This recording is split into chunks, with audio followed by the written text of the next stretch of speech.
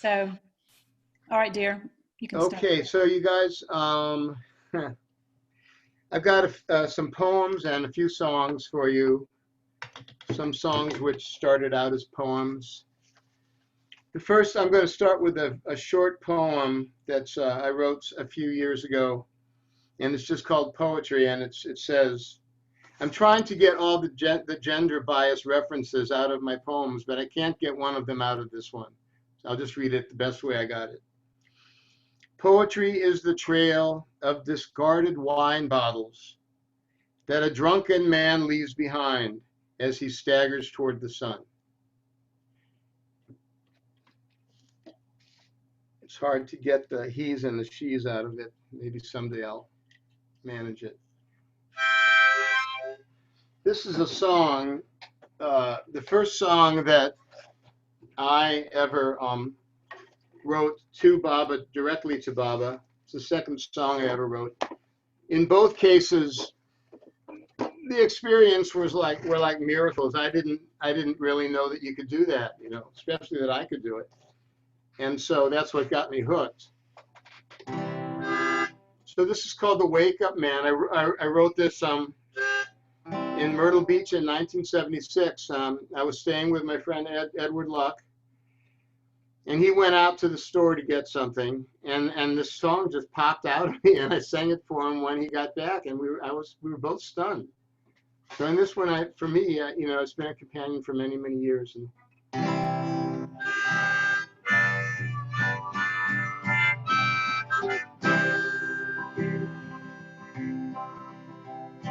sleep, children, sleep, all quiet in the nursery. Dream, children, dream. The wake up man is on his way.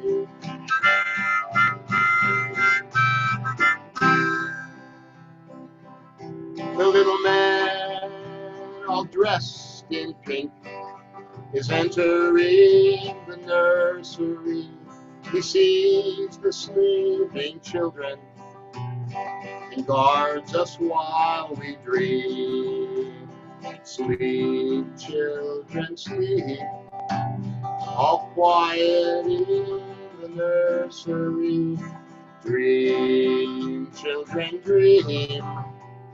The wake up man is on his way.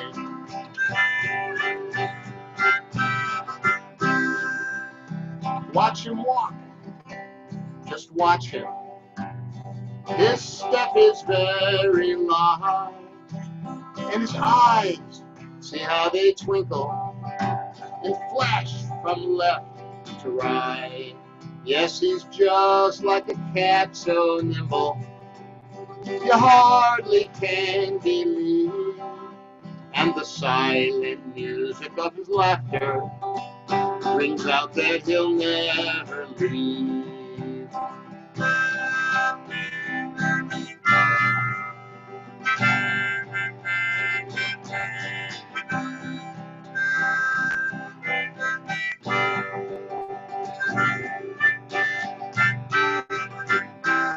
And he sees the sleeping children and rocks us while he beams.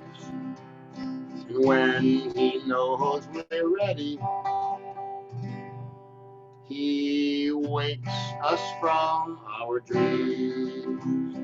Sleep, children, sleep, all quiet in the nursery. Dream, children, dream. The wake up man is on his way. The wake up man is on his way. Okay. Okay, Baba. Thank you. Thank you. So, and now, after I get this implement off of me, wait, it's maybe I'll just leave it on. Hold on, sorry. Taking up our time for this.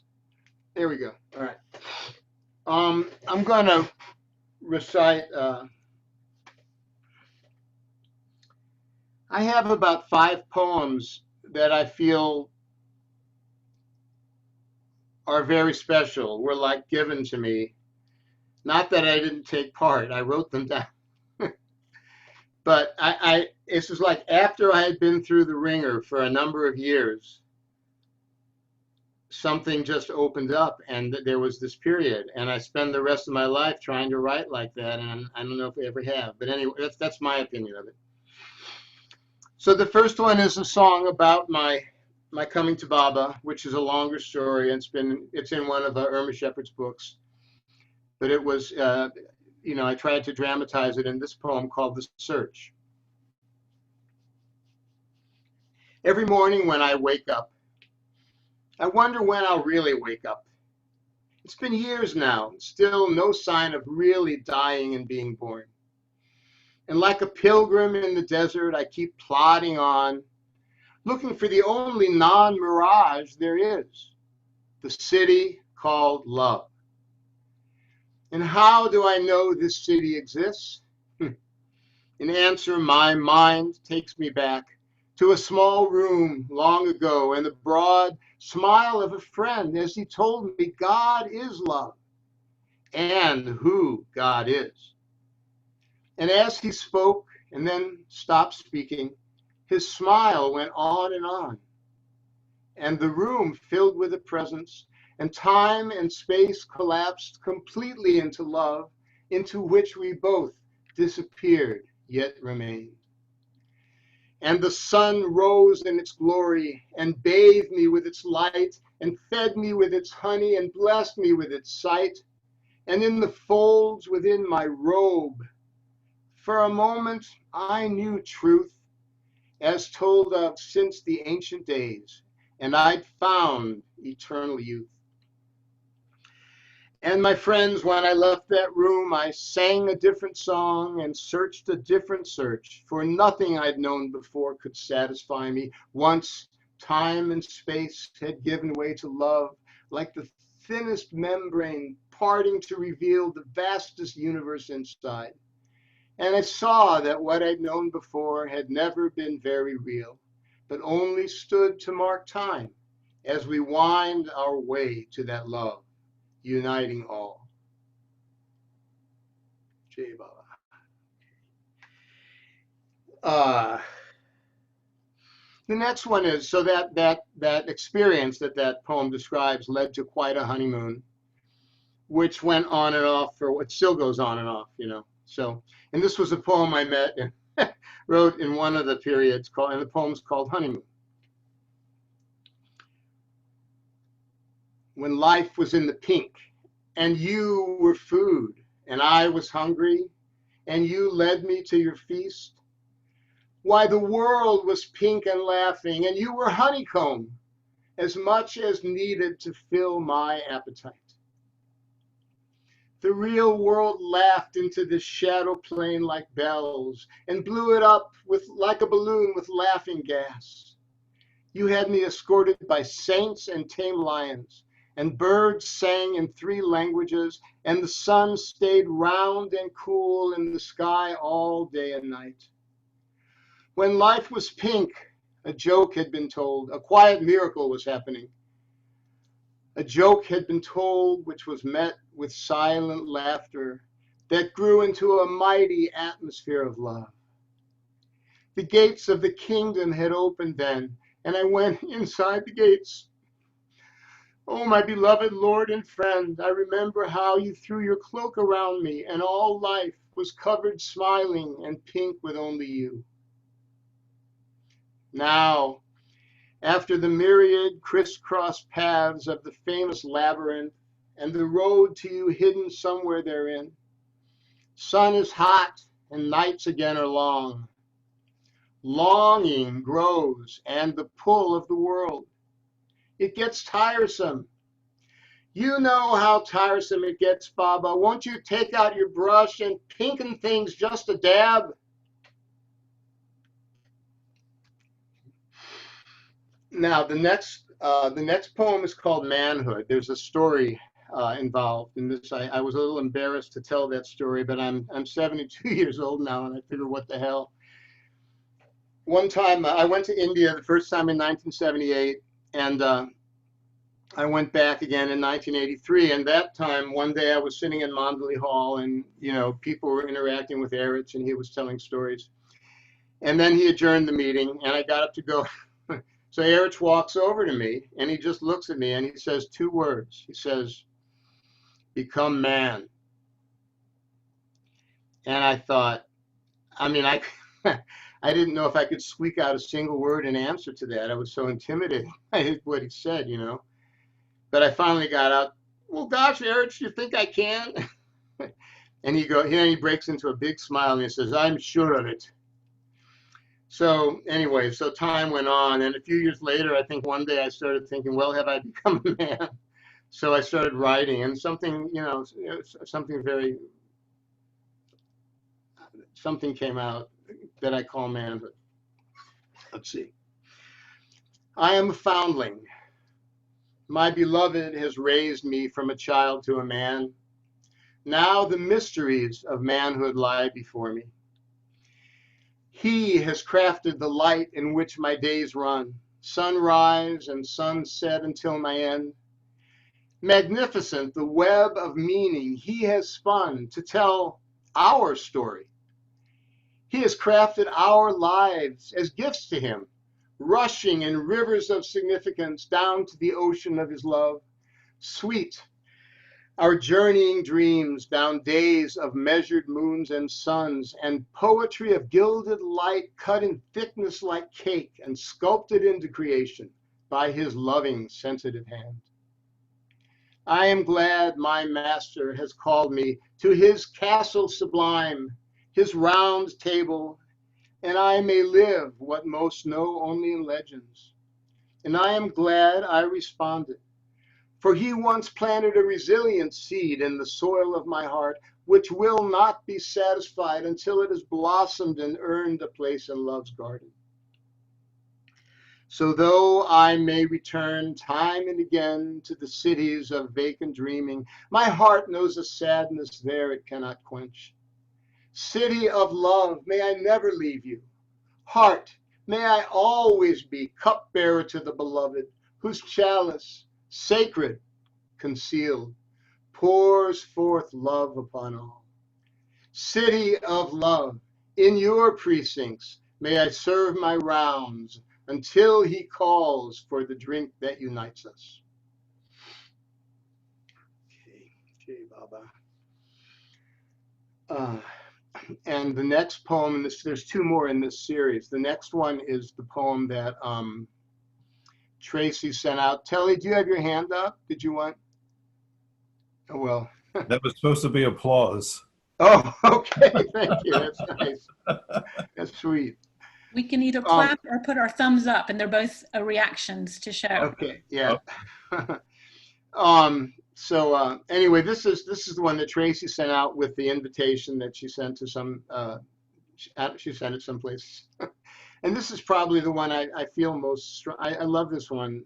In around sometime around 1984 or something, I was driving through the desert in the Mojave Desert in Southern California, and I stopped a few miles outside the town of Barstow, and I just got out of the car at like 3 o'clock in the morning and just looked up, and wow. And so this poem doesn't mention Meher Baba by name, but it describes the transformation of his love. So the stars. The stars that were over my head this morning were there from the first day. Those stars I hid crook-necked from in cities while traveling my wayward way. Slowly at first, then faster, I began to see. Eyes blinded at first by neon and street lamps, and the stars' night's closeness only speaking in a few forays into the midnights between cities, bedazzling my eyes to see the jewels darkness was strung with. And always I wanted to stop and enjoy and stare and pray, but a motor inside me was going too fast, and in vans or cars I sped back to cities to undo my mind's tightly wound springs.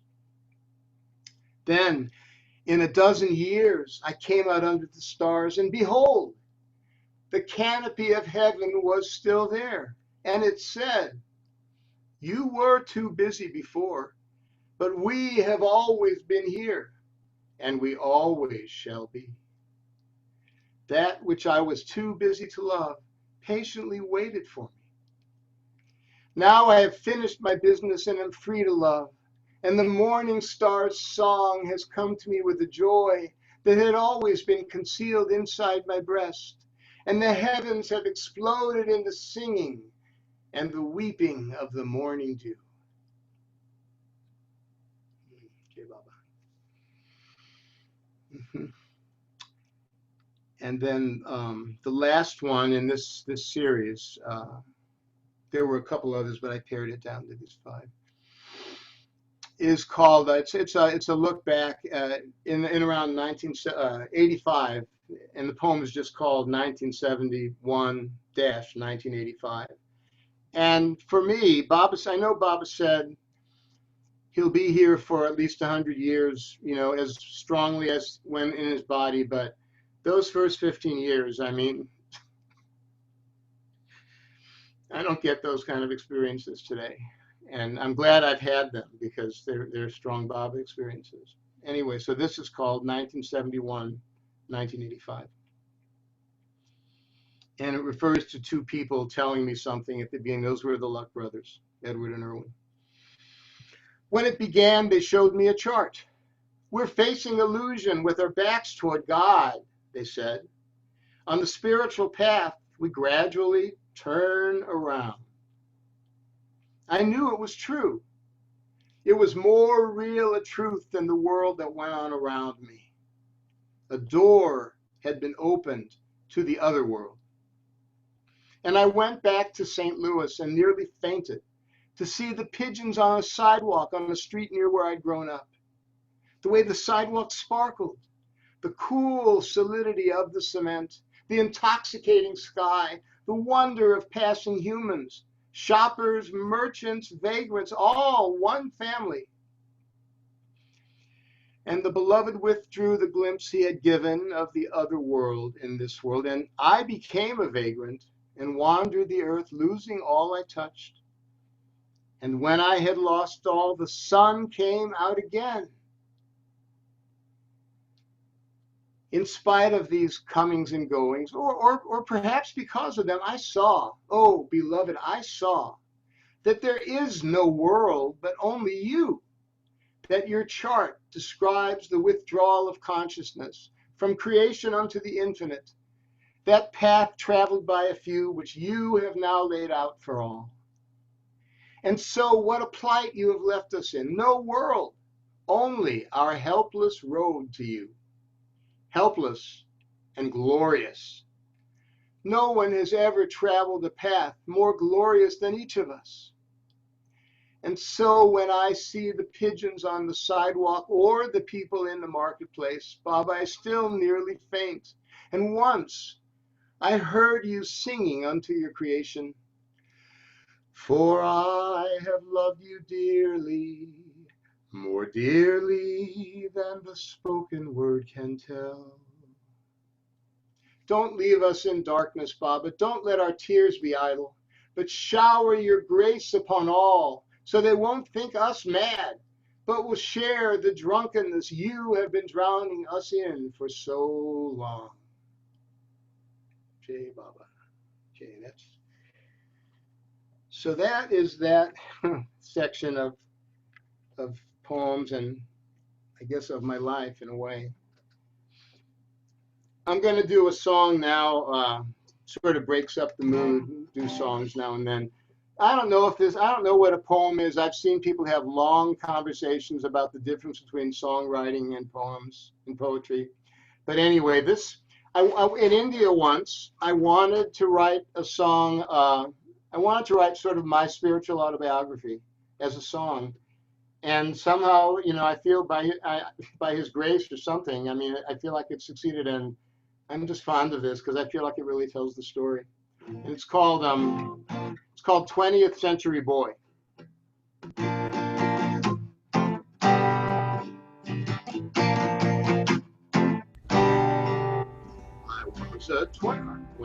I was a 20th century boy. I did what I thought that I wanted to do. Well, that really isn't true, because the fear was in my veins, and I was running from my pain. I don't know where I would have wound up. It seemed like the game was already up. But Mayhair Bobby, you smiled one day. With a wave of your hand, I heard you say, son, all of this is mine, and it will be yours too someday. That was in 1971, such a long, long time ago. A boy bewildered by his times, you took him in and you showed him the score. In high school, the only thing that really was fun was sneaking into the rich people's swimming pools. In the middle of the night, it was our only delight. It was the only time I wasn't feeling strangled in school. And in the deep, dark water, I would touch my soul, or something like it, at the bottom of the pool. Then the people in the houses would turn on their lights, and my friends and I would panic and we'd run through the night. We'd jump in my convertible and drive all night, west and freedom till the morning light. That was the only way I knew to forget myself, and the rest of the time was just something else. But Mayhair Bobby, you came to me.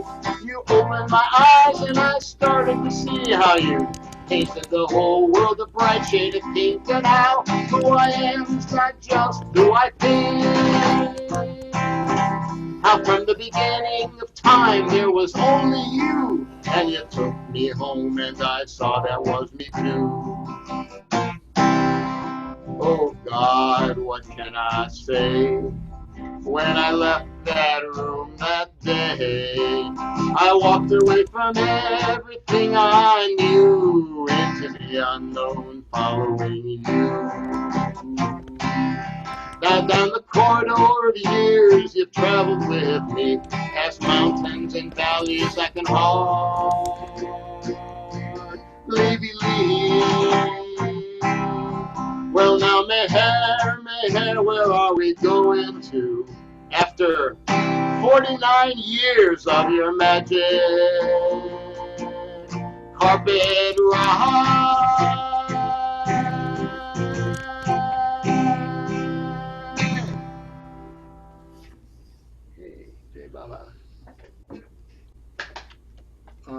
Okay. Oh, I'm going to read, yeah.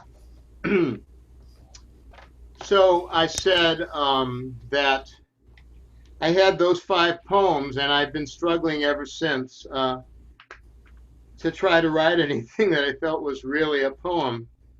And I have a poem about that. So this is called Complaint to Words. Words, you are helpless to climb the golden stair. Your shoes are too slippery. You flap away like chickens trying to fly to the moon. Yet you won't stop trying. So many failures should convince you you're not cut out for this. In truth, though, once or twice, you really felt yourself taking off. All right, it was years ago, and it was like you were suddenly being uttered by someone else, and you flew like a swan. You had no idea how you did it. Ever since, you've been flapping away, hoping it will happen again. You should know it was a fluke, but you don't give up. You can't learn. For you are all this lover has to try to reach the other shore he knows is home. He doesn't really know the language of the keeper of that place, and he calls out the way babies do when they think they're talking sense to grown-ups. His only hope is that the Great One, knowing what a fool he is, will take pity on him. So he goes on uttering his feeble cries, and he blames you words, and it's not really your fault, so please forgive him. Okay, bye-bye. Well, I'm going to take a bit of a chance here. I'm going to go back to something that was written very long ago. That there's certain things that were just powerful experiences to write, and this is from a chapbook that I wrote in the early 80s. Let me read this one to start with. I may not read them all. There's a poem called Man the Amnesiac. And it's got a certain background that's quite memorable to me. I keep you here all night to tell all the backstories, of course, but one time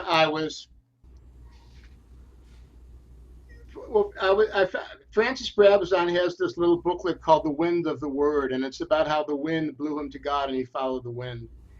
And I had a similar experience, although I had already read Francis's booklet, but I wasn't copying him. I really did feel guided by the wind. And the wind finally blew me across the Mississippi River Bridge. And I stuck my thumb out and hitchhiked to Myrtle Beach and spent a wonderful year or two there. I worked for Lynn Ott for quite a while. It was a glorious experience. But anyway, the first stop on the road, 20 miles out of St. Louis, I went to a Howard Johnson's. The first ride let me off. And it was the night before Thanksgiving. And there were all these people sitting at this big table. And they were so, I could say, unnatural. They weren't being themselves. They were so extra polite to one another. And I remember that they would always say the phrase, they would say, oh, it's going to be Turkey Day. And they would always use that same, Turkey Day, Turkey Day, Turkey. And so I just felt, I guess I felt sad that people had to be so unnatural. And this poem called Man the Amnesiac was written after that. You are the heirs of Adam and Eve. Inside you, original beauty lies concealed. Oh, when will you remember? Of course, I'm talking to myself too. When will you remember? I see you scratch your head in the marketplace looking for your keys.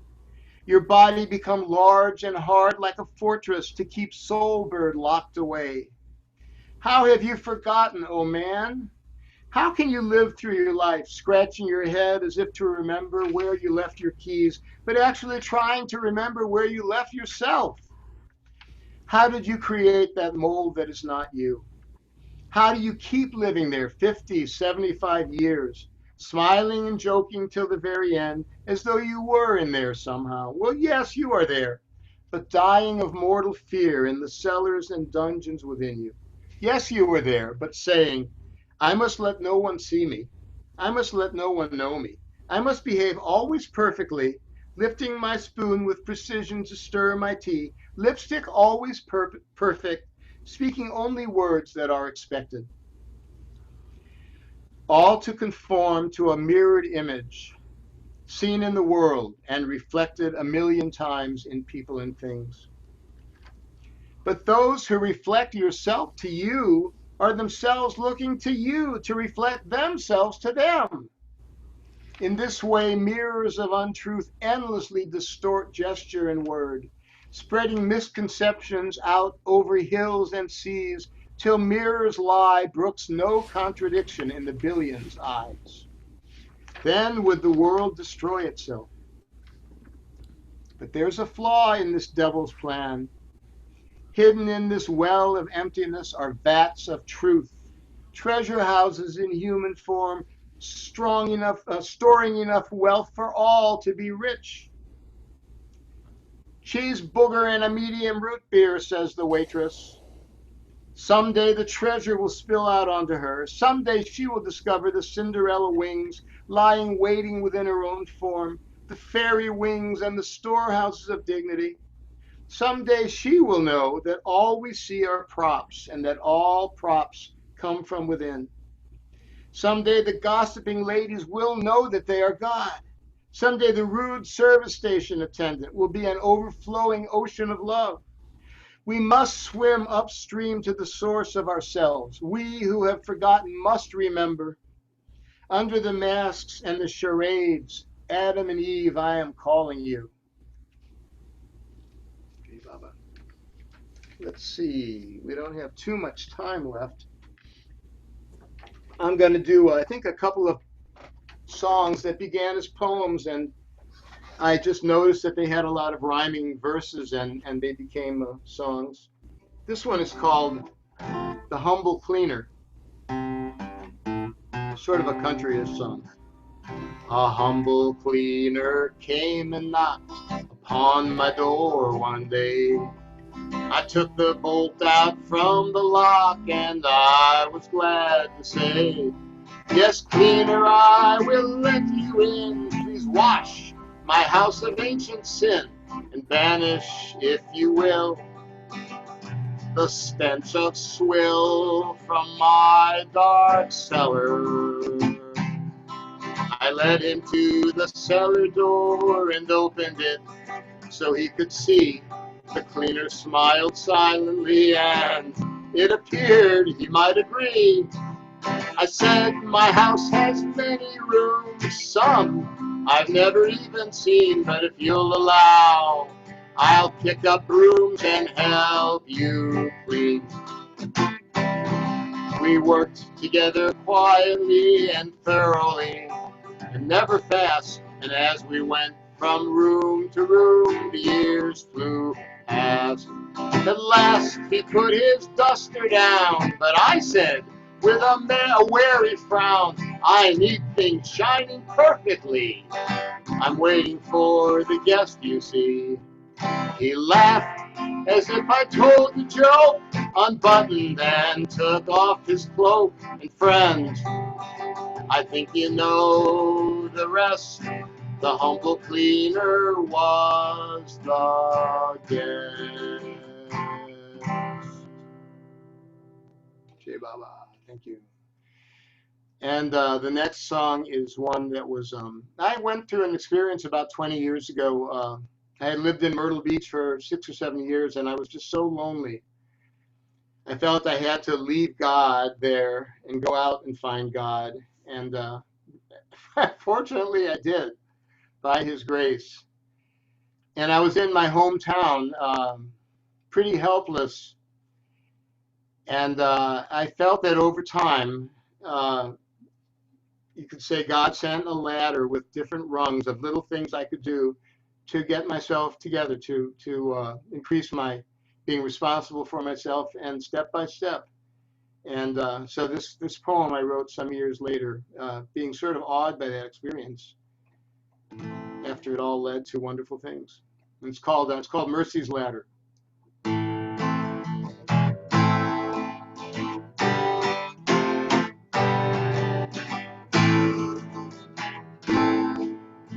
Sometimes God sends a ladder into the swirling waters in which a soul is drowning. Its rungs are small steps toward freedom, appearing in the moment or recognized later on.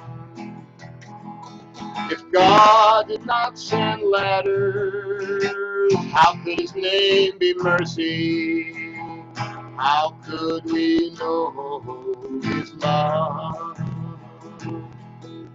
Jacob dreamed of a ladder while fleeing in the desert, and knew that God was with him.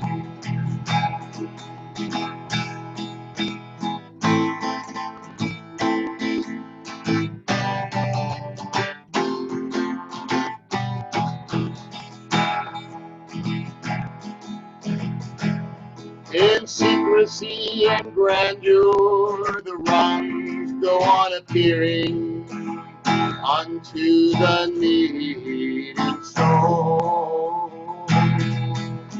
Later, memory visits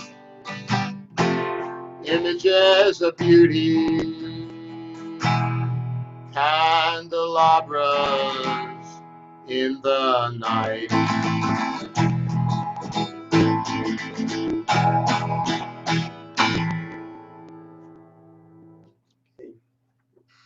Baba, so thank you. I'll do about 5 more minutes because Tracy you wanted to do some talking and some more checking. There's a poem I've done some. I enjoy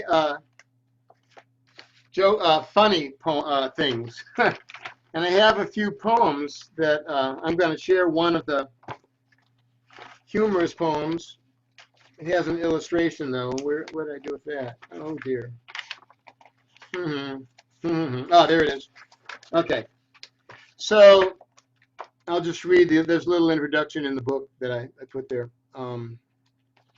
This is called The Ballad of Richard Poussette Dart. Now this is a true story in rhyme from my days at the New York Art Students League, 1989 through 1991. Richard Poussette Dart was a well-known modernist and abstract painter whose work can be found on the internet. I printed out one of his paintings. It's not the greatest print, but I walked into the gallery at our school one day, and this was like taking up a whole wall, and I was just stunned, and I went right to sign up for his class. It looks like that's like Baba's Silence in the Center. I mean, I don't know. It just was cosmic. Anyway, much of his work is truly, at least to me, transcendental, and it turned out he had a Baba connection. So Richard Poussette Dart was an icon of modern art. When I first saw his work, I let out a gasp and went to register for his class. He announced there the first day that every Wednesday we'd have a soiree. Freewheeling discussions, no topic out of bounds. Inside me, a happy little voice went, zounds. At the first soiree, I read a brief ditty, a one-line poem I believed to be witty. I cut myself on your sharp hip, I said. Richard looked stern. Several ladies turned red. The second soiree, I brought in Lynot's book, which is, wait, I have props. Most of you know this book anyway. This is Lynn's great book about his life in art, In Quest for the Face of God. The second soiree, I brought in Lynot's book. Richard turned my way and gave it a look. He said, Meher Baba, someone gave me a coat that he wore. I passed it on to the Goodwill thrift store. His words were more than my mind could sift. I asked, why do you give away such a gift? And how did you get a coat of Baba's? From my friends, the Dacides, I don't know how you say their name, Consuela, Dacides, and Alfred. They were a couple that were Baba lovers in New York. From my friends, the Dacides, so went his saga. I never believed in him, Richard explained. I don't believe God has a name. Later that day, I needed no prod to transfer back to my old class with Mr. Sharad. Okay. I'll do one more short, funny one. This is called the Must Discourse. It goes just three words in italics. Ba, ba, ba. And then he says, Salik like, I shall now explain to you the significance of the above discourse uttered in my must state. The first Ba stands for our Lord, God Almighty, Meher Baba, praise to him forever. The second Ba regards having distaste for the things of the world. And the third Ba, my favorite, means that we should all be like little lambs before our beloved God. Jai Baba, everyone. Jai Baba. Okay, Tracy, maybe we should stop now because we still have the time to do the other part. Yeah, that'd be great. And Okay. maybe we can just open it up to anybody who would like to make comments or ask questions for the few minutes that we have left.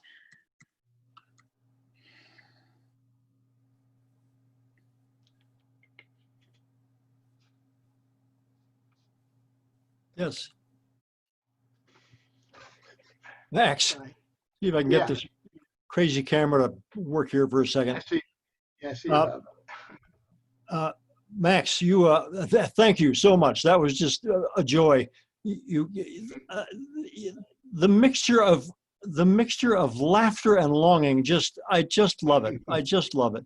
Keep the words flapping, man. It's just terrific. So, okay. Thank you, Bob. Thank you, Bob. It's wonderful to see your face, the face of this person I've had such contact with, and now I actually know what he looks like. Jay Baba. Jay Baba, Jay Baba, Jay Bob, everyone. I'm going to sign off now. I need to go fix some dinner for us. So, Okay. everybody have a great rest of their evenings. We'll see you soon. Yeah. Yeah. Thank you, Max. That was delightful. Really enjoyed it. Thank you, Frishta. Thank you. Max, this is Paula. We're Facebook friends, and it's Yeah. delightful to see you. Thank you, Paul. I've enjoyed your poetry too. Oh, thank you. Yeah. Jay Baba. Hey, Baba. I'm happy you came. Happy everybody came.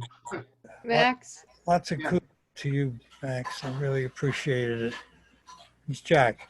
Thank you, Jack. Thank you. Yeah. Jay Baba. I'm happy. I'm looking at your gallery of on the walls there, and Yeah. you should become the Andy Warhol of Baba community.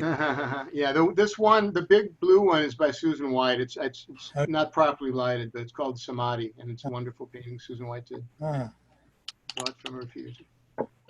Thanks, Jack. oh, sure. Anytime. Mhm. Thank you, Max. Okay. Yeah, it Well, was I talked wonderful. Yeah, boy, another guy I never knew what he looked like until a few weeks ago. Jay Baba, thank you. I'm glad you enjoyed it. That picture behind you, it looks like a road that leads up to Baba's face, is it? His eyes? Yeah, the story behind this was that I felt that through meditations and looking at his picture into his eyes, I felt it's not really a tomb on top of the wall. It's really Baba, and the painting's called "Drown in the Ocean of His Eyes," Hmm. which is Wow. Beautiful. Hmm. Thank you. Thanks. Well, thank you, Max. I got to hear Yeah. you in Myrtle Yeah. Beach. And Oh, thank you, Jacqueline. love Yeah, I your remember that. piano. Barbara brought the painting so you can see it better. See, there started parting. Part of them is drowning a little bit in his eyes. yeah, that's great. Yeah, Jay Baba. Thank you, Jacqueline. Jay Baba. I remember. Yeah. Max, I really enjoyed listening to your poems and songs, and I always love your paintings too. Thank you, Pam. Thank you so much. Thank you. It's another person that I get to see in person, your actual face. I mean, so there you are, Jay Baba. Jay Baba. Yeah, maybe we'll be in the same room someday somewhere. Yeah, it was delightful. Yeah, thank you, Pam. I enjoy your music very much too. Thank you. I enjoy yours.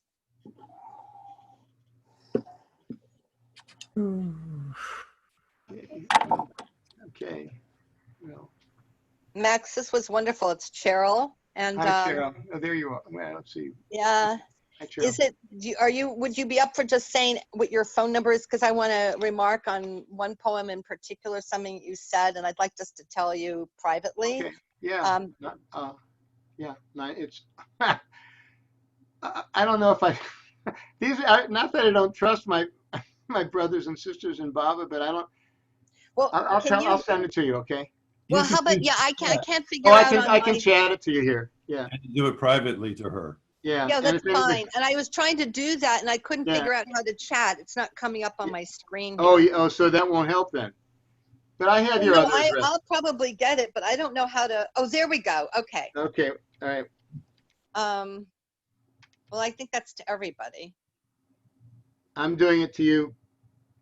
Okay, I'm doing it to I will you. probably get it if you do it to me. Thank you.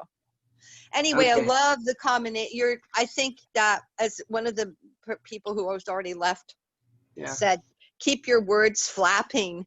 Yeah. that was lovely, yeah. I have to say, I think you've written many more poems after those 5 that you really love. I just, Okay.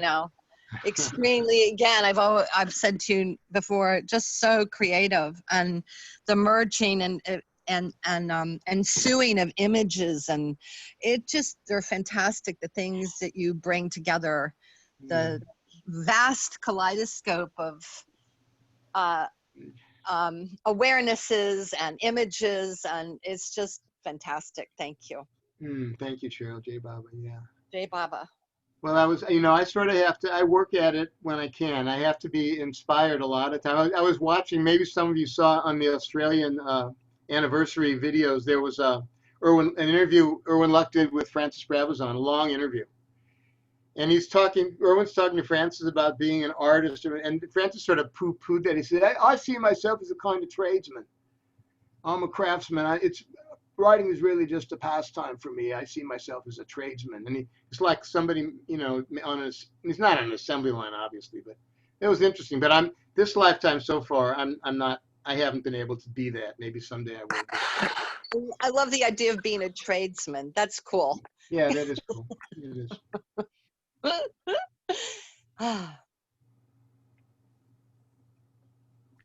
Okay, we done?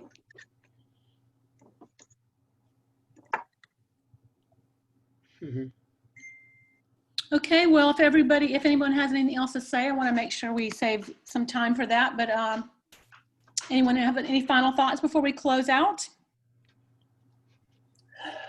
Max, thanks so much. We really appreciate your time and Tracy. lovely talent and sharing it with everybody. Yeah. Thank you, Max. Really enjoyed it. Thank you so much for inviting me. Yeah. Absolutely. All right, everybody. Jai Baba. Okay, Thank you. Jai Baba. Mayor Baba. Thank Ki you. Jai. Good night. Baba Ki Jai. Jai Jai Baba. Baba. Unmute myself. How do you leave? I'm gonna leave. How do I go now?